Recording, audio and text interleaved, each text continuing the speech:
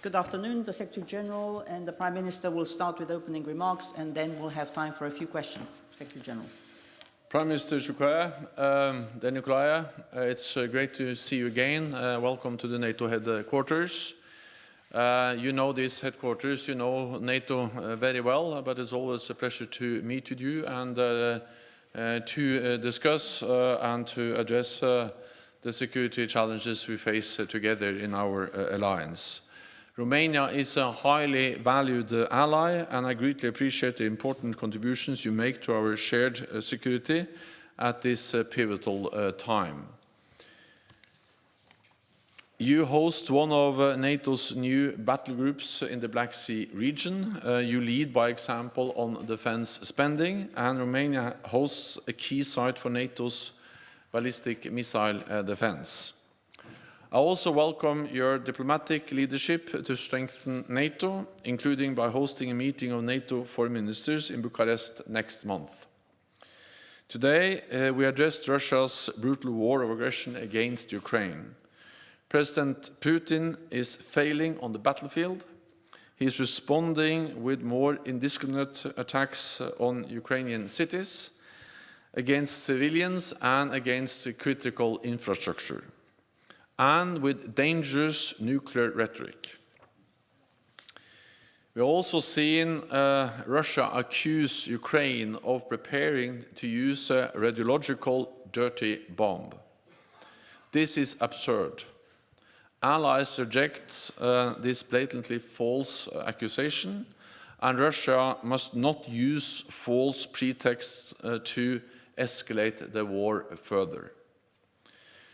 NATO will not be intimidated or deterred from supporting Ukraine's right to self-defense for as long as it takes. Every week, Ukraine's forces are getting stronger and better equipped.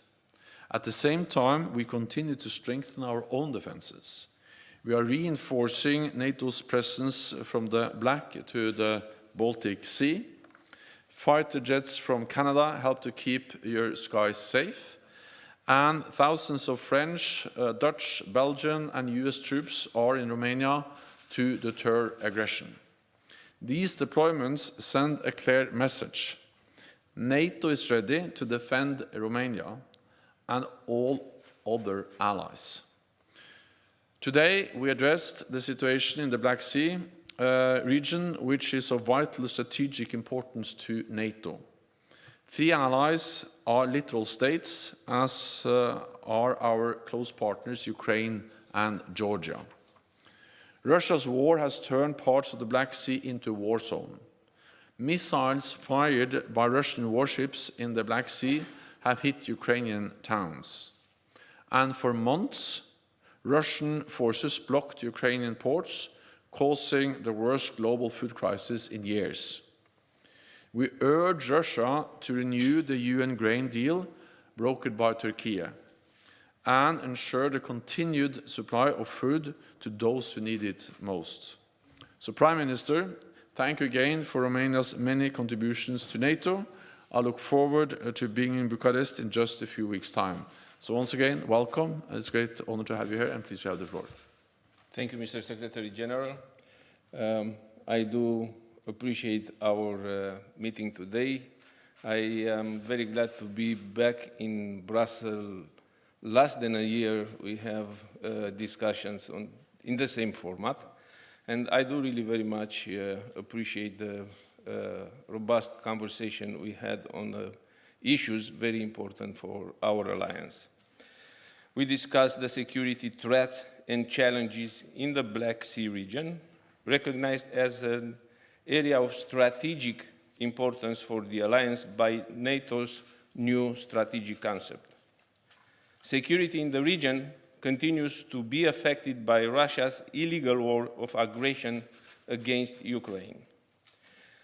We have expressed concern about the far-reaching effects that Russia's aggressive and irresponsible behavior may have on regional and Euro-Atlantic security and global stability in the long term. Given the high dynamics of these developments, as well as the unpredictability of Russia's behavior, we have stressed the need for NATO to continue to closely monitor the situation in the Black Sea. This war shows that Romania has long maintained the strategic relevance of the Black Sea for NATO, for the alliance's major security interests. Thus, the implementation of the decision adopted in Madrid for the firm and sustainable strengthening of the Allied posture, including on the eastern flank and in our country, is crucial.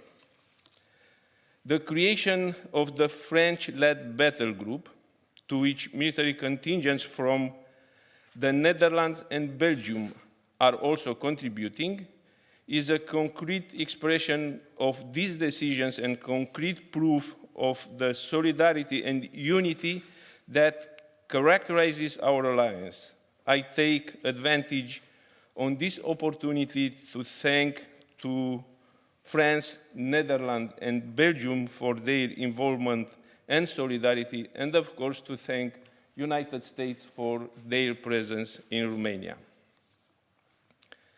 We appreciate the active role and substantial involvement of the Secretary General in taking visionary decisions in support of the Euro-Atlantic security, and I encourage the continuation of these efforts in the coming period to implement the decisions taken. Full implementation of all that Allied leaders have decided is an absolute priority.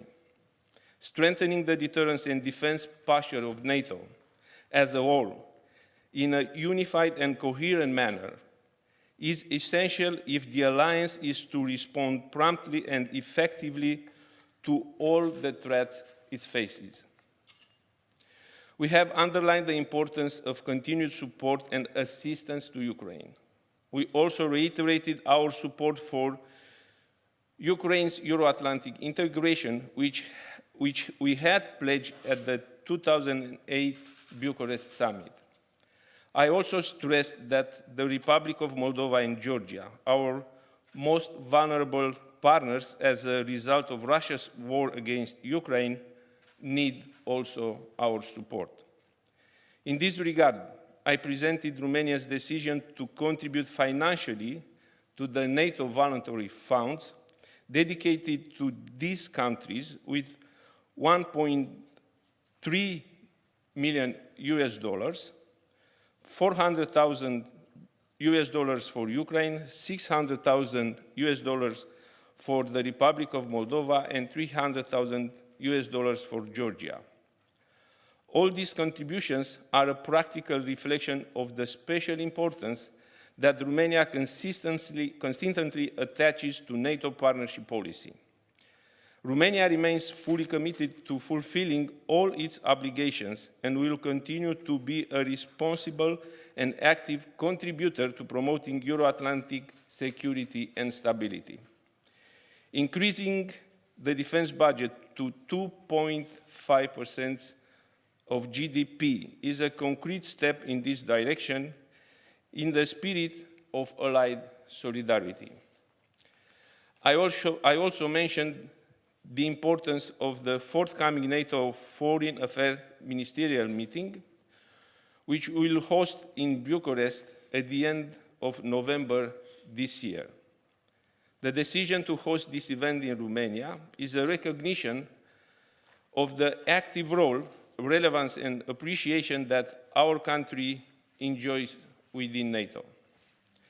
I thank the Secretary General once again for today's discussion and wish to reiterate our commitment to continue our substantive dialogue and effective cooperation in pursuing our common goals related to the security of the Euro-Atlantic area. Thank you very much again, sir. We have time for a couple of questions. We'll start with Romanian television. Tevere. Hello, my name is Vlad Ungar, news reporter, Romanian Public Television. My first question is for Secretary General. How will the war in Ukraine evolve in the near future? Will it have ended by the end of the next year, or will the war freeze in this stage? Wars are by nature unpredictable, but what we have seen over the last weeks and months is actually that the Ukrainians have made significant gains. They have been able to, first of all, push back the Russian invading forces from the north, from the territory around Kiev, and then halt the Russian offensive in Donbass, and actually then push back the forces, liberate territory in Kharkiv and in Donbass, and also now in the south. And this is, of course, a great example of the bravery, the courage of the Ukrainian armed forces, and we pay great respect to them, the people of Ukraine, the political leadership of Ukraine, and their armed forces. But, of course, the support from NATO allies and partners have been also vital for the progress, the successes we have seen the Ukrainians have been able to make over the last weeks and months. Let me add that the war didn't start in February this year. The war started in 2014.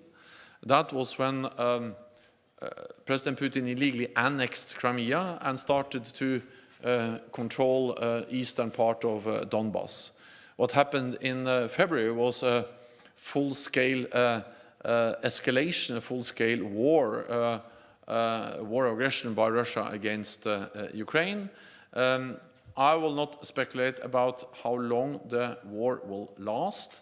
I will only say two things, and one is that we are ready to support Ukraine for as long as it takes. We cannot allow President Putin to win. That will be a disaster, a tragedy for the Ukrainians.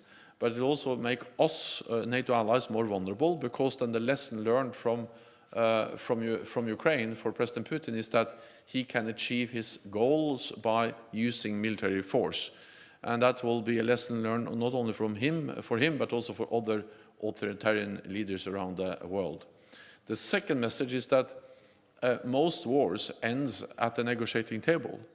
And at the same time, we know that what Ukraine can achieve at the negotiating table is totally dependent on the strength on the battlefield. So we need to strengthen their hand on the negotiating table by providing military support. And that's exactly what NATO allies are doing to maximize the likelihood for an outcome which is acceptable for Ukraine, and to minimize the time before we get there, because the stronger Ukraine is on the battlefield, the more likely it is that we'll have a political solution that ensures that Ukraine prevails as a sovereign independent nation in Europe. Okay, we'll go to Euronews. Here. Just behind you. Thanks. Mr. Secretary, you said recently NATO will help Finland and Sweden if they are threatened. What are the alliance's worries? Sorry? What are the alliance's worries about Finland and Sweden, considering the delay of Finland and Sweden joining in the context of Hungary's oppositions? So first of all NATO allies, all 30 NATO allies, made an historic decision in June this year at the Madrid summit to invite Finland and Sweden to become NATO allies. And then we signed the accession protocols, all 30 NATO allies. And now 28 allies have already ratified the accession protocol. So far, this has been the fastest, the quickest accession process in NATO's modern history. There were only weeks from Finland and Sweden applied in May to we invited them and signed the accession protocol, and already 28 have ratified in the national parliaments. Recently, also Hungary made it clear that they will also that the ratification is on the agenda of the parliament this fall. And of course, I welcome that Finland, Sweden and Turkey are working together to implement the joint memorandum they agreed on the margins of the Madrid summit to step up efforts to fight international terrorism. Sweden has made it clear that there are only there are no restrictions on arms exports to Turkey, and they have established what we call a permanent mechanism, a way to work even more closely together on the exchange of information on intelligence to support efforts on fighting international terrorism. So I'm confident that all allies will ratify the accession protocol. I also welcome the fact that Finland and Sweden are in close contact with Turkey. The Swedish Prime Minister was recently here. Of course, we discussed the accession process, and he will go to Turkey to meet with President Erdogan. I will go to Ankara or to Turkey, to Istanbul, to meet with President Erdogan in the near future myself. So we are in close contact with Finland and Sweden, and also, of course, in close contact at all levels with our close ally, Turkey. Then what I said, and is still my message, is that Finland and Sweden are in a very different place now than before they applied. Because what we have seen since then is that allies have issued security assurances to Finland and Sweden as part of the whole accession process. We have more NATO presence in the Baltic region, in the region around Finland and Sweden. Finland and Sweden participate in NATO activities, civilian, military, and of course, if there were any kind of pressure against Finland and Sweden, it is inconceivable that the NATO allies should just stand idle by and not react. So we will react if there is any kind of pressure against Finland and Sweden. Associated Press.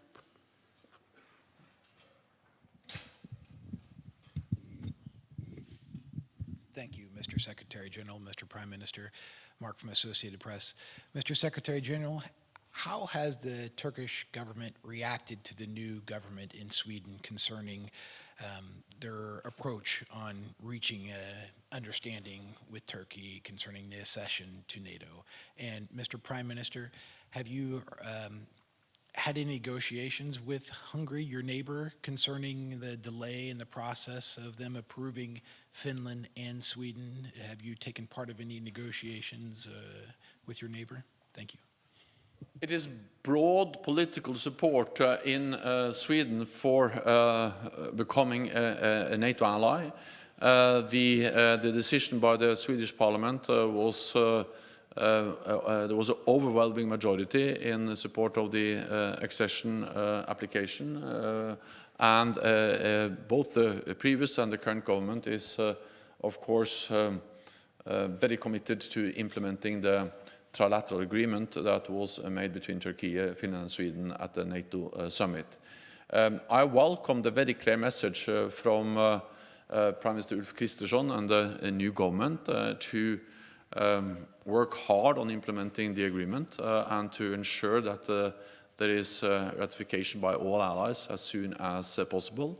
I welcome the close contact between Stockholm and Ankara, President Erdogan and Prime Minister Kristersson, and I also know that Sweden is at different diplomatic and political levels in close contact with Turkey.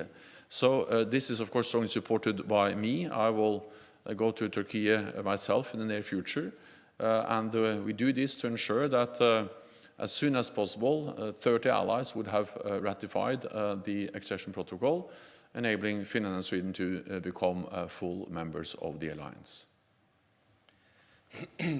Romania has understood from the very beginning the relevance of Sweden and Finland to become member of the alliance, and we value from the very beginning how more capabilities they bring within the alliance. So we ratify the agreement from the very beginning of the process. And of course, right now, specifically, we are not discussing with our neighboring country, Hungary, in regard to clarify how we can support on this decision.